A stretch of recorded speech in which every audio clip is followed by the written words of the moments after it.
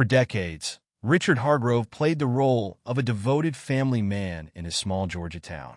He was known as the father of 17 children, a man who always had a house full of kids, multiple women in his life, and a larger-than-life personality. But what people didn't see was the monster underneath. Hargrove didn't father children out of love. He did it for power, control, and financial gain. He manipulated and dominated every woman who entered his life, treating them as nothing more than pawns in his twisted game. Behind closed doors, he was violent, sadistic, and obsessed with attention. He craved fame, appearing on talk shows, portraying himself as a struggling father who was unfairly treated by the system. But the truth? He was a narcissist, a predator, and a sociopath, willing to do anything to maintain control. And in one of the most horrifying cases of family violence in recent history, Richard Hargrove's obsession with power and revenge would lead to the deaths of 6 innocent children. What happened inside his home was something no one saw coming. Long before he became a father to 17 children, Richard Hargrove was already a dangerous man. His pattern of violence and control began in his early 20s when he met Emily Carter, his first serious girlfriend. At first, Emily thought Richard was charming, protective, even loving. But as time went on, his true nature began to show.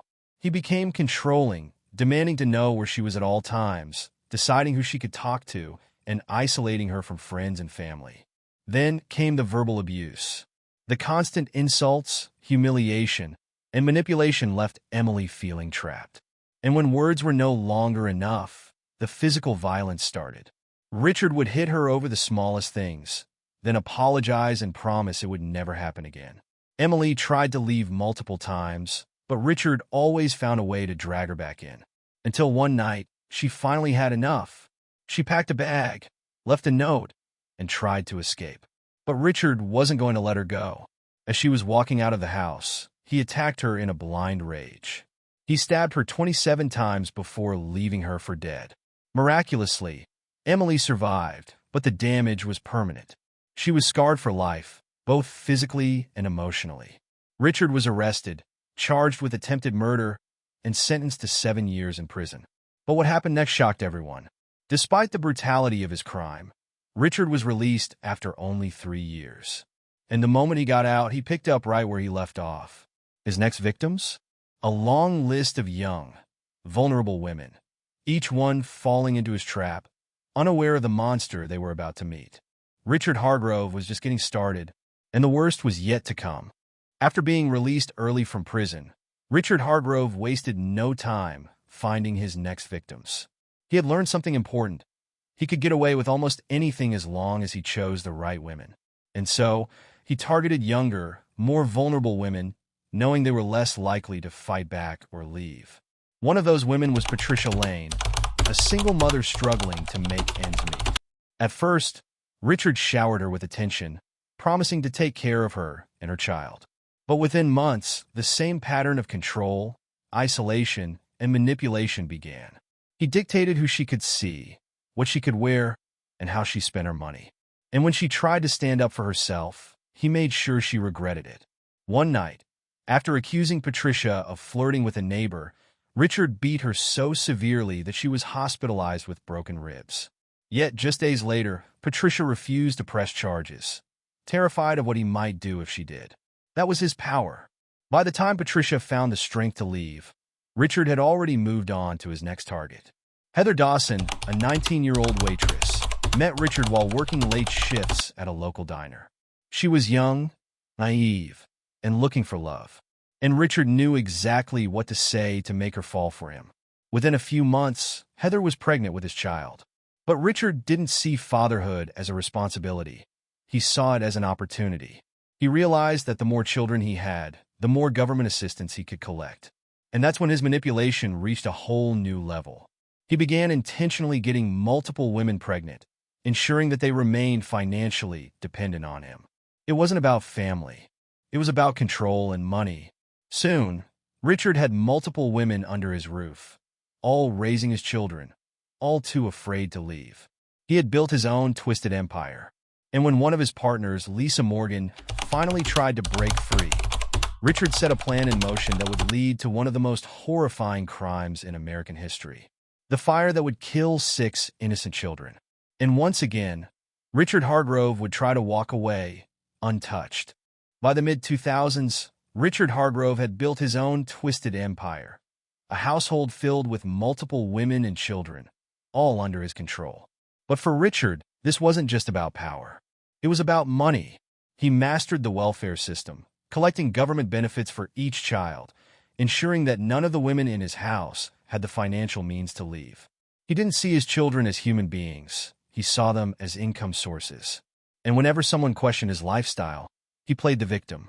He started appearing on talk shows, including the popular show Real Justice, where he complained about not getting enough government assistance to support his growing family. In one interview, he portrayed himself as a struggling father, blaming the system for failing him. "I'm doing everything I can to take care of my kids," he told the host, sitting on stage with 2 of the women he controlled. "But how am I supposed to provide when the government doesn't help people like me?" The audience was divided. Some saw him as a desperate father, while others saw through the act, realizing that he was choosing to live this way. But behind closed doors, Richard wasn't struggling at all. While his partners and children lived in poverty, he spent welfare checks on himself, buying expensive electronics, designer clothes, and even gambling away money at local casinos. And when one of his partners, Lisa Morgan, finally had enough, Richard snapped. Lisa had been with Richard for several years, raising 5 of his children. But unlike the others, she wasn't afraid of him. She had secretly saved money and planned to leave with her children, something Richard couldn't allow. Losing Lisa meant losing financial control over her children's welfare benefits. So, when Lisa packed her bags and left, Richard Hargrove started planning his revenge. His goal was simple: get Lisa's kids back by framing her as an unfit mother. But the plan he came up with would end in disaster. Because Richard wasn't just going to ruin Lisa's reputation. He was about to commit an unspeakable crime, one that would result in the deaths of 6 innocent children. And by the time the fire was out, Richard still thought he could get away with it. When Lisa Morgan left Richard Hargrove, she took her children with her, breaking free from the toxic, controlling life he had trapped her in. But for Richard, it wasn't about losing Lisa. It was about losing control, and more importantly, losing the welfare benefits attached to her children. And so, he came up with a plan so twisted, so reckless, that even those closest to him couldn't believe what he was about to do. His goal? Burn down his own house. Then, he would frame Lisa for the fire, painting her as a vengeful, unstable mother who had endangered her own children. If it worked, Richard would get full custody of Lisa's kids, ensuring that the welfare money kept flowing into his pockets. To pull it off, he needed help. He turned to Melanie Draper, one of the women still living in his home. Melanie was completely under Richard's control. She had been since she was a teenager. She believed every lie he told her, convinced that Lisa had betrayed their family and that Richard's plan was the only way to get the children back. Richard also enlisted Paul Grayson, a longtime friend and fellow manipulator who had a history of arson and fraud. Together, the 3 of them plotted the fire. The plan was simple but devastating. Light the fire while the children were inside, but make sure it looked like an accident. Richard calculated everything: the time of night, the placement of the fire, and the narrative he would spin once it was over. What he didn't calculate was how quickly the flames would spread. On the night of the fire, Melanie and Paul poured gasoline near the stairwell, the only exit from the children's bedrooms. Richard lit the match. Within minutes, the fire grew out of control. The house became an inferno, and the children, 6 innocent souls, trapped upstairs, had no way out. By the time the fire department arrived, it was too late. 6 children, all under the age of 10, died in the fire. And yet, Richard still thought he could get away with it. Standing outside his burning house, he put on his best performance yet, crying, screaming, playing the role of the devastated father. But not everyone was convinced, because Richard made one fatal mistake. He didn't realize that his own words would betray him. As the flames consumed the house, neighbors stood outside in shock and horror, watching firefighters battle the blaze. Richard Hargrove was right there with them, putting on a performance so convincing it could have won an Oscar. He cried loudly, screaming his children's names, collapsing onto the pavement as if overcome with grief. At first, people believed him. After all, what kind of father would set fire to his own home? But then, something fell off. Detectives on the scene noticed Richard's behavior wasn't quite right.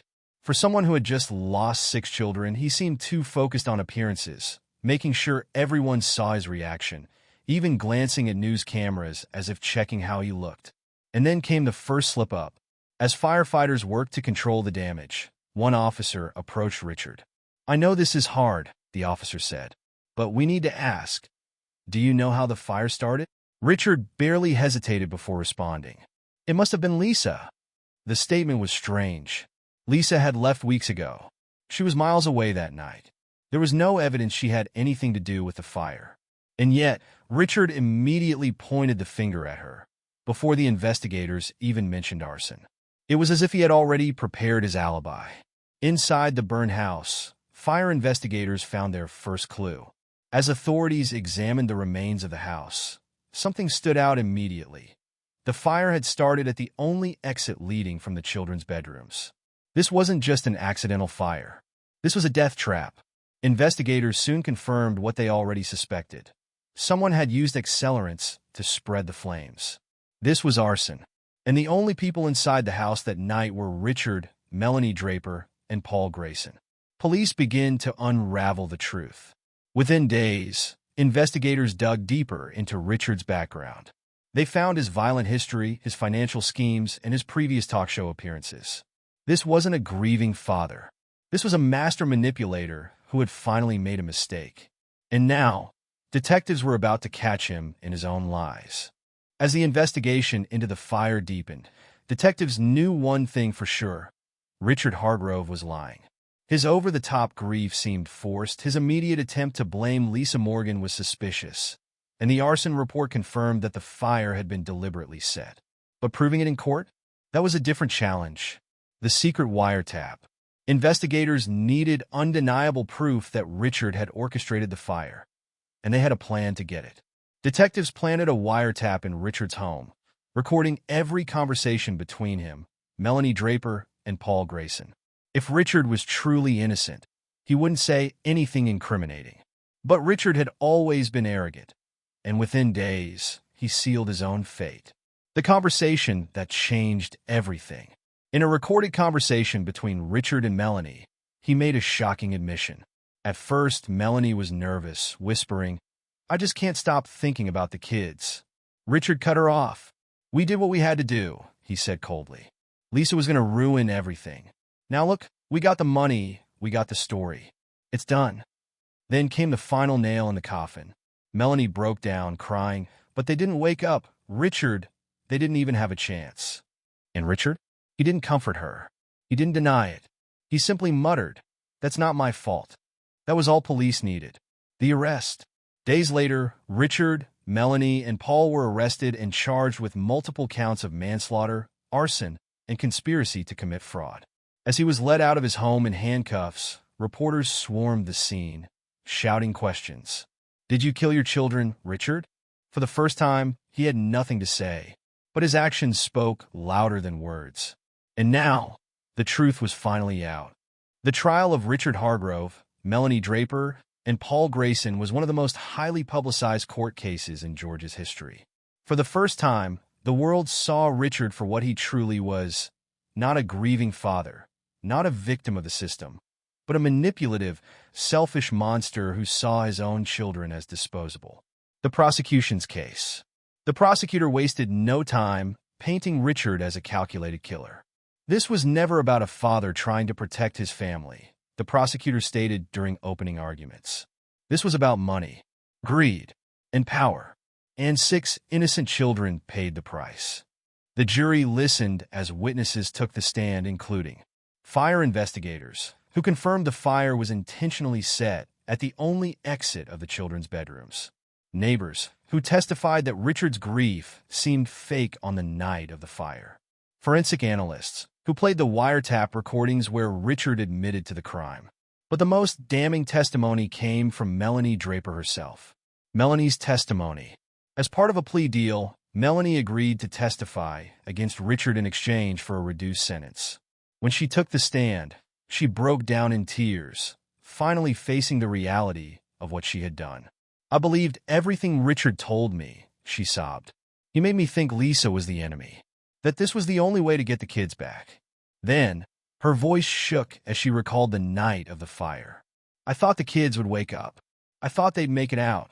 Her words sent chills through the courtroom. Richard's defense, a desperate lie. Despite overwhelming evidence, Richard refused to admit guilt. His defense team argued that Melanie and Paul acted alone, claiming Richard had no knowledge of the fire. "They're framing me," Richard said coldly when asked about the recordings. "I had nothing to do with it." But the jury didn't believe him. After just 3 hours of deliberation, they returned with the verdict. Guilty. Richard Hargrove was sentenced to life in prison without parole. Melanie Draper and Paul Grayson both received 17 years for their roles in the crime. The case was closed, but the damage Richard had done could never be undone. With Richard Hargrove sentenced to life in prison, the case was officially closed, but for the families of the 6 children lost in the fire, there was no true closure. The small town of Dawsonville, Georgia, once a quiet and close-knit community, would forever be haunted by the tragedy. The families left behind, Lisa Morgan, the woman Richard had tried to frame for the fire, never truly recovered. She had spent years trying to protect her children from him, only to have them stolen from her in the most horrific way imaginable. In an interview years later, Lisa broke down in tears. "He blamed me. He tried to make me look like the monster. But it was him. It was always him." Many in the community rallied around Lisa, fundraising for her to rebuild her life, but the grief never faded. "Every day, I wake up and wonder what my kids would be doing if they were still here," she said. "Would they be playing soccer? Would they have best friends? I'll never know." Melanie Draper's release and public outrage. By 2020, Melanie Draper had served only half of her sentence when she was granted early release for good behavior. Her release sparked outrage, with many believing she deserved to serve the full 17 years for her role in the crime. Lisa Morgan, in particular, was furious. "She helped him. She knew what they were doing, and she still lit the fire," Lisa said. "Now she gets to walk free while my babies are gone forever." Despite public anger, Melanie relocated to another state, changing her name and avoiding the media completely. Paul Grayson, the other accomplice, was also released after serving 12 years. Richard Hargrove's fate. As for Richard, he remains in maximum security prison, serving his life sentence without parole. Reports from former inmates and prison guards describe him as a shell of the man he once was. He no longer has the power, control, or attention he once thrived on. One former guard revealed, "He still tries to manipulate people, but no one listens anymore. He's just another prisoner now." For a man who spent his life controlling others, his final punishment is perhaps the most fitting irrelevance. Even with Richard Hargrove behind bars, this case still leaves lingering questions that may never have real answers. Could this tragedy have been prevented? Richard had a violent history going back decades, yet he was released early from prison for his attempted murder of Emily Carter. Had the justice system kept him locked up longer, would he have ever been able to manipulate and harm more women? Should authorities have seen the warning signs earlier? Why did no one stop him? For years, Richard's controlling and abusive behavior was well known by those around him. But no one stepped in, either out of fear, ignorance, or simply not believing the women he abused. Could the welfare system have done more to prevent him from financially exploiting his children? How many other men like Richard Hargrove are still out there, using their own families for personal gain? Did Melanie Draper and Paul Grayson deserve lighter sentences? Melanie Draper and Paul Grayson both played key roles in the arson that killed 6 children. Yet, they both walked free while Lisa Morgan, the mother of the victims, was left to grieve forever. Should Melanie have been granted early release?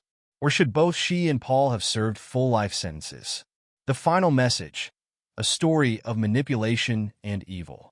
Richard Hargrove's story is a terrifying reminder of how abusers manipulate, control, and destroy lives, often hiding in plain sight.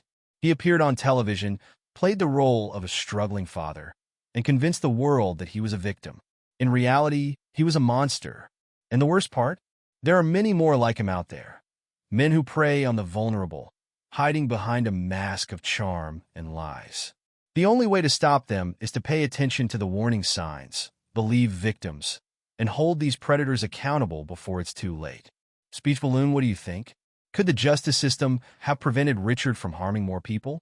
Did Melanie Draper and Paul Grayson deserve their reduced sentences? Should welfare fraud cases be investigated more aggressively to prevent people like Richard from exploiting the system? How many similar cases remain unnoticed because abusers know how to manipulate the system? Let's talk about it in the comments. Help keep these stories alive. If you found this case shocking and important, don't let it be forgotten. Subscribe to the True Crime Family. Insert link. Turn on notifications to never miss a case. Like and share this video to spread awareness. Comment below with your thoughts. Because justice isn't just about solving crimes. It's about making sure they never happen again.